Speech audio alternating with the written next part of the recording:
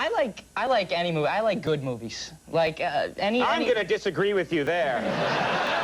You know, I don't like a movie just for the sake of being scary. This movie is a good movie.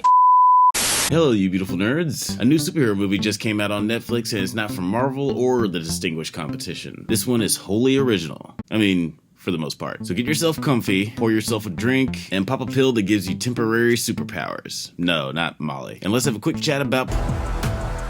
So what's it about anyway? In this flick, a drug called Power has mysteriously popped up on the streets of New Orleans. This drug gives the user temporary superpowers. The powers are random, so you could get Luke Cage powers, which is one of the good ones, or the power to explode, which is that's not one of the good ones. A disgruntled pill-popping cop, a drug-dealing teenager with the heart of gold, and a no-nonsense military dad who's out for revenge go on an adventure to stop the drug at its source. They uncover a government conspiracy to distribute this power drug to poor neighborhoods as sort of a human trial testing before they weaponize it for the military. This movie is actually very good, despite some kind of stupid shit. And I want to end things on a good note, so I'm gonna mention my nitpicks first. The few problems I have with the movie have nothing to do with the story. There are a couple of cameos in this movie that are dumb. I don't hate cameos in movies, okay?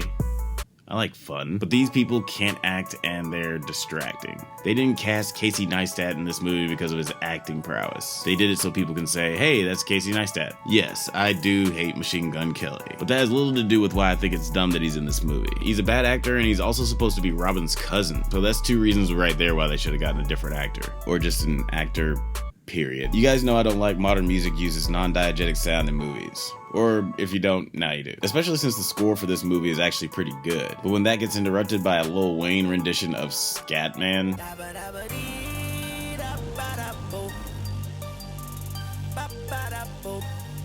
yeah, I don't like that shit. But I do like this movie. I promise. It actually looks pretty damn good. Never heard of these directors, but they did a good job with this one. The script is also pretty solid. The dialogue is clever and not overly jokey like some Marvel movies can be. The exposition is well done. We find out that the power capsules give people powers for 5 minutes at a time, and that no matter how many times you take them, you always get the same power, and you can overdose on them the same way you can any other drug. And we find all this out without anyone saying it. There are even seemingly throwaway lines in the classroom scene that turn out to be important later. The best thing the script does is draw parallels with real life. Telios, the company distributing the drug, their plan doesn't seem that far-fetched. Things like the Tuskegee experiments and the CIA Contra scandal make it seem like this could definitely happen in the United States. JGL's character even mentions that the government has done New Orleans specifically very dirty. This is very much an ensemble and every character is different and has clear motivations. Dominique Fishback as Robin is so fucking good. This girl has a serious screen presence. She's so believable. I don't even really like the subplot of her character being a rapper, but it totally works because Dom is so fucking dope. Joseph Gordon-Levitt plays a cop who's been taking power pills to even the playing field against other super-powered bad guys. Because it doesn't seem like anyone else is trying to be a superhero with this drug. I really like this character. He's just so damn good. His motivations are very clear, very quick. He hates bad guys, and he loves New Orleans. He's after Jamie because he thinks he's a bad guy selling drugs in his city. But when he finds out that Jamie is actually a good guy and that someone is messing with the city... Uh-huh. I guess you're one of the good drug dealers, right? Trying to save the world. They have my daughter. That is my world.